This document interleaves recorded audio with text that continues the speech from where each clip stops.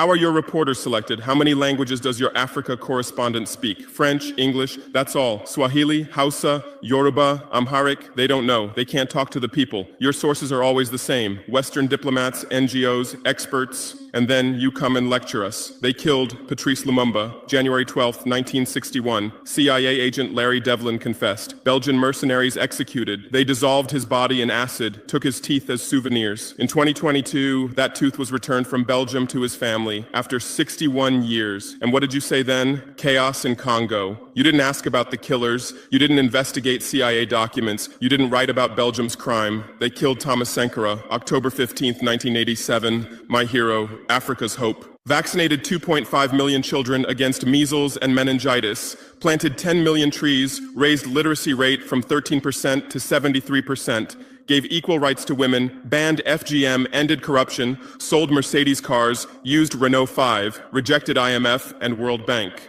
And most importantly, he said, we will not pay Africa's debts. We didn't make those debts. The puppets before us made them on behalf of colonizers. That's when he had to be killed, and they killed him. Who killed him? His best friend, Blaise Compaoré.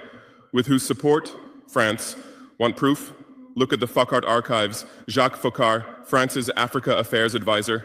Everything is written there. And what did you say? Military coup in Burkina Faso. You didn't write about Sankara's dreams. You didn't tell about his projects. You didn't show his successes. You just said, another dictator died, Muammar Gaddafi. Yes, he was a dictator. Yes, he was ruthless. But what had he done in Libya? Per capita income $12,000, Africa's highest, literacy rate from 25% to 87%, life expectancy from 51 to 74. Free healthcare, free education, $50,000 for newlyweds, interest-free loans for homebuyers, $5,000 for new births, gasoline 14 cents per liter, great man-made river, irrigation project to green the desert, and Gaddafi's real crime, dream of United States of Africa, African Central Bank project, African Investment Bank, African Monetary Fund, and most dangerous, gold dinar, refusing to sell oil for dollars. October 20th, 2011, lynched in Sirte, Hillary Clinton laughed. We came, we saw, he died. Now look at Libya. 3 different governments, endless civil war, ISIS, Al-Qaeda running wild slave markets exist. Even CNN showed in 2017, oil being looted, weapons depots emptied, spread across Sahel. Do you call this democracy? Do you call this freedom? Do you call this success? And whose turn is it now? The Sahel, Mali, Niger, Burkina Faso. You want to make us Libya too. You want to make us Syria. You want to make us Iraq. But not this time, because we've awakened, because we've learned, because we've united. Operation Barkhane, France's Sahel adventure, 2013-2022. Official purpose, fighting terrorism. Real purpose, resource control, 5 through 100 French soldiers. €1 billion annual budget. Free healthcare, free education, $50,000 for newlyweds, interest-free loans for homebuyers, $5,000 for new births, gasoline 14 cents per liter, great man-made river, irrigation project to green the desert, and Gaddafi's real crime, dream of United States of Africa, African Central Bank project, African Investment Bank, African Monetary Fund, and most dangerous, gold dinar, refusing to sell oil for dollars. October 20th, 2011, lynched in Sirte, Hillary Clinton laughed. We came, we saw, he died. Now look at Libya. 3 different governments, endless civil war, ISIS, Al-Qaeda running wild slave markets exist. Even CNN showed in 2017, oil being looted, weapons depots emptied, spread across Sahel. Do you call this democracy? Do you call this freedom? Do you call this success? And whose turn is it now? The Sahel, Mali, Niger, Burkina Faso. You want to make us Libya too. You want to make us Syria. You want to make us Iraq. But not this time, because we've awakened, because we've learned, because we've united. Operation Barkhane, France's Sahel adventure, 2013-2022. Official purpose, fighting terrorism. Real purpose, resource control, 5 through 100 French soldiers. €1 billion annual budget. What's the result? 2013, 500 terrorists in Mali. 2022, 5,000 plus terrorists in Sahel, tenfold increase. What kind of success is this? But what were French soldiers doing? Protecting Niger's uranium mines for Areva, Orano, securing oil pipelines for total controlling ports and railways for Bolloré, and fighting terrorism? No, the opposite. Terrorists couldn't come within 50 kilometers of French soldiers, but they could easily burn our villages. Why? Because chaos served their purposes. If there's chaos, they could stay for security reasons. MINUSMA, UN peacekeeping force. In Mali, 15,000 soldiers, 1.2 billion annual budget. 10 years, result, 300 plus. UN soldiers died. Thousands of civilians died. Terror didn't decrease, it increased. And now you say Wagner is dangerous. Russians are taking over Africa. Wagner came. 1,000 soldiers. What happened in 6 months? Terrorists fled. Villages are safe. Mines are working. People are at peace. What's the difference? Wagner is an ally we invited. France is an occupier who came by force. Wagner follows the agreement. France blackmails. Wagner brings results. France produces excuses. But you don't write the truth. You say Russian mercenaries. Well, what is French Légion étrangère? Aren't they mercenaries? What is American Blackwater Academy? What is British G4S? What is Israeli Black Cube? They are security companies. Wagner is a threat. Why? Because Wagner isn't yours. And the terrorism issue? Who created this terror? Who founded Al-Qaeda?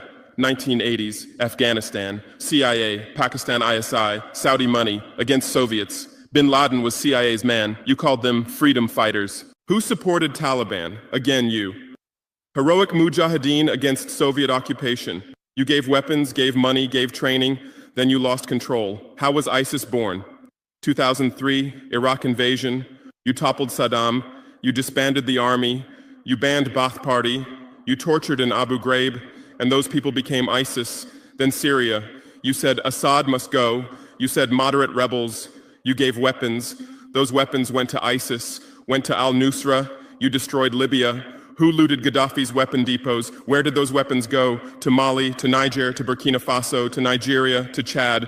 Who strengthened Boko Haram? In 2009, Nigerian police killed their leader Mohammed Yusuf. Extrajudicial execution. What did you say? Nothing. Where were your human rights organizations? Silent. Then revenge started. Boko Haram radicalized. But where did they find weapons? From Libya that you destroyed. And now you come to lecture us about fighting terrorism. You're helping us clean up the monsters you created? No, we've seen the game now. Terror is your Trojan horse. You come with the excuse of terror, you stay, you exploit. But it's over now. We'll provide our own security, we'll fight with our own methods, and we'll win. Because we are the children of this land. We know this land, we know these people. We can distinguish terrorist from villager. We don't fight from drones, from satellites, from 10,000 kilometers away like you. And we're winning. In Mali, in Niger, in Burkina Faso, terror is ending. Villages are safe. People are hopeful. Because now our own army, our own police are fighting, not for foreigners, but for the people. But you can't digest this. You say democratic backsliding. You say human rights violations. Which democracy? Which human rights? How many people are detained without trial in Guantanamo? What happened in Abu Ghraib? Who did you kill in Bagram? Who did you torture in CIA's black sites? Why is Julian Assange in prison for exposing your war crimes? Why did Chelsea Manning spend years in prison for leaking the truth? Why is Edward Snowden a fugitive for revealing you spy on everyone? And you lecture us about human rights. How many civilians died in your drone strikes? You say collateral damage and move on. How many weddings did you strike in Pakistan, Yemen, Somalia? How many schools did you bomb? How many hospitals did you burn? And you teach us the laws of war? Look, I come from war. I know the front. I've seen death.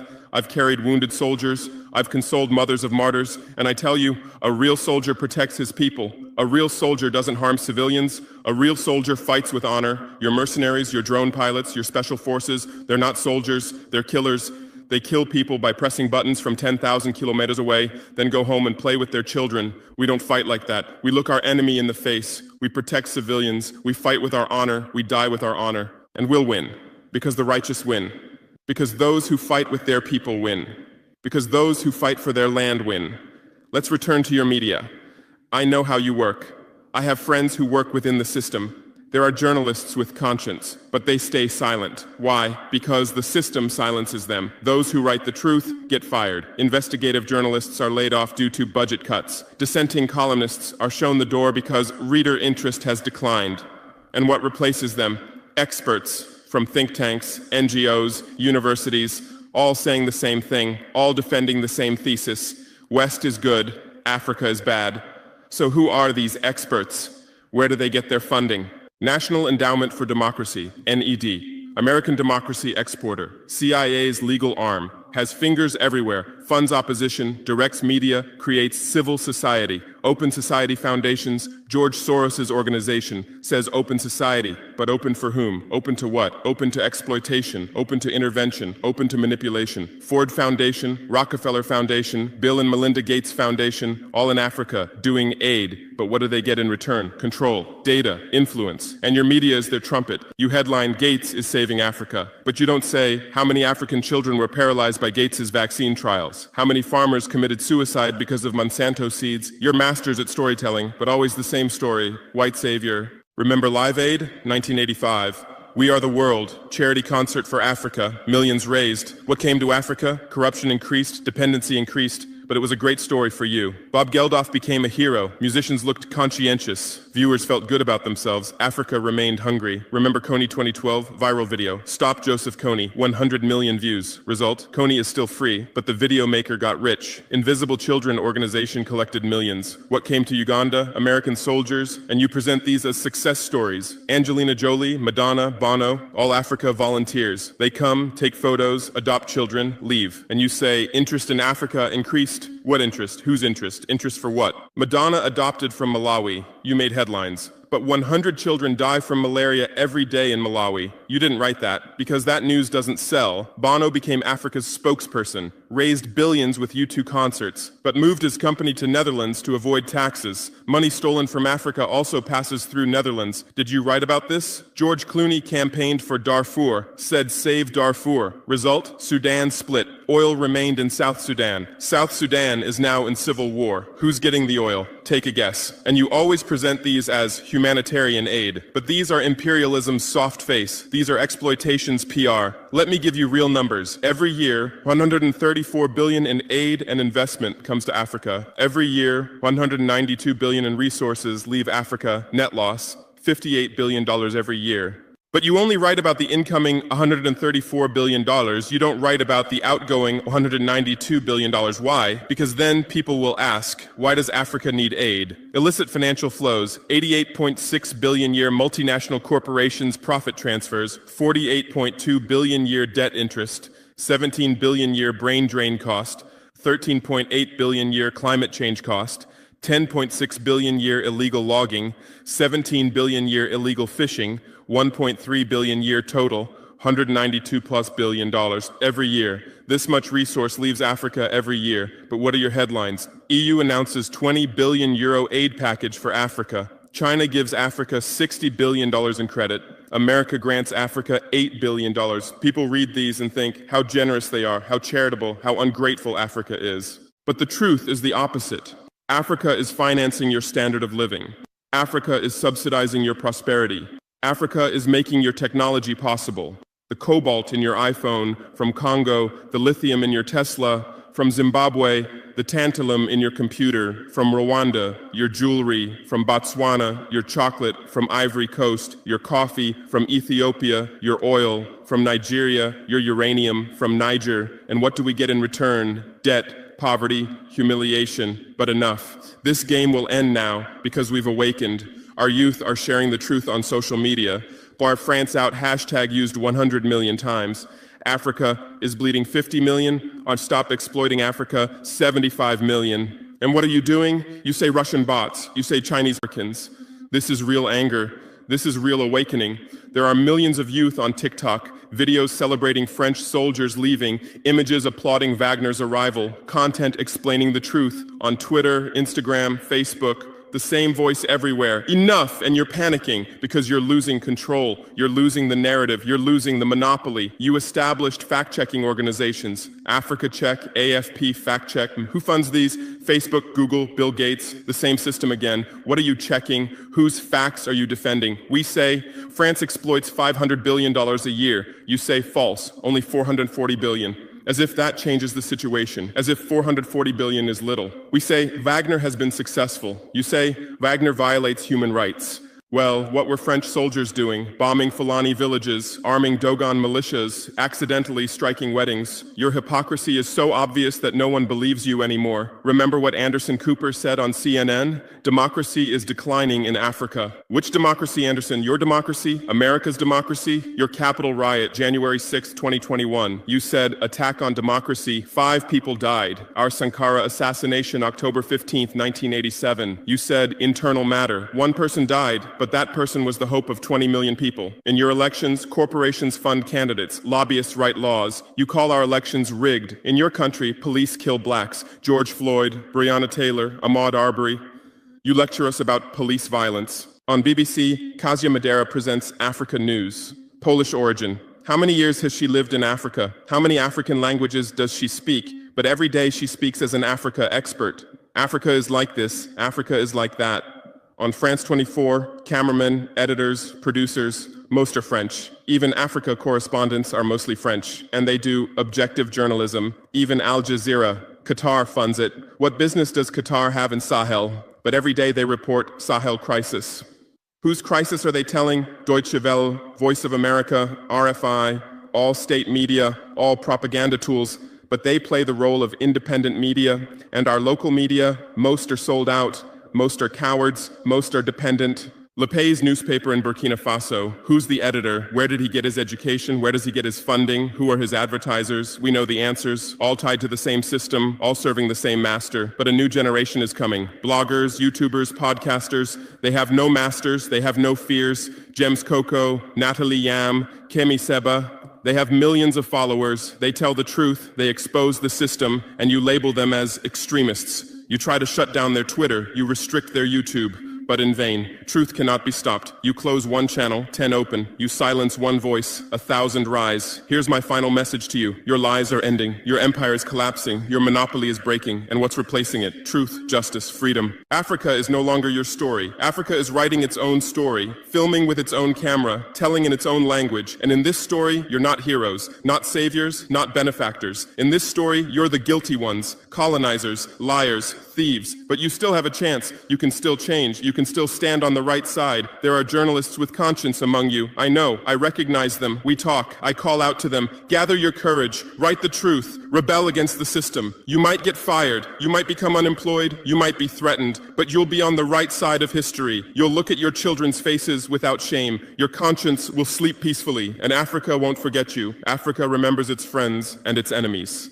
Be like Edward Snowden, be like Julian Assange, be like Daniel Ellsberg, stand with the truth, or continue with your lies, continue with your blindness, continue with your complicity, but know that your end is coming. Your viewers are decreasing, your credibility is eroding, your power is depleting. The new generation doesn't believe you, the new generation doesn't listen to you, the new generation rejects you, and that new generation in Africa is 600 million people, 60% under 25 years old, educated, connected, angry. They are my army, they are my weapon, they are my victory, and with them we're building a new world, a world without lies, without exploitation, without humiliation. In this world, Africa will be free, Africa will be strong, Africa will be a leader. And you'll remain just as a bad memory, a shameful footnote, a cautionary example. Future generations will read in history books. At the beginning of the 21st century, there were some media organizations. They lied, they served exploitation. Then Africa awakened and they disappeared. That's your end. Inevitable, unchangeable, certain. I am Ibrahim Traore, not Burkina Faso's leader, but its servant, not Africa's dictator, but its child, and not your nightmare, but your mirror. Look well at this mirror. See yourself, see your lies, your hypocrisy, your crimes, and prepare, because Judgment Day is coming. Africa is awakening. The world is changing. Justice is manifesting. And you'll just watch. You won't be able to do anything else. Because history is on the side of the people. Truth is on the side of the oppressed. God is on the side of those who persevere. And we persevered. By World Story 249. Subscribe for more powerful African stories.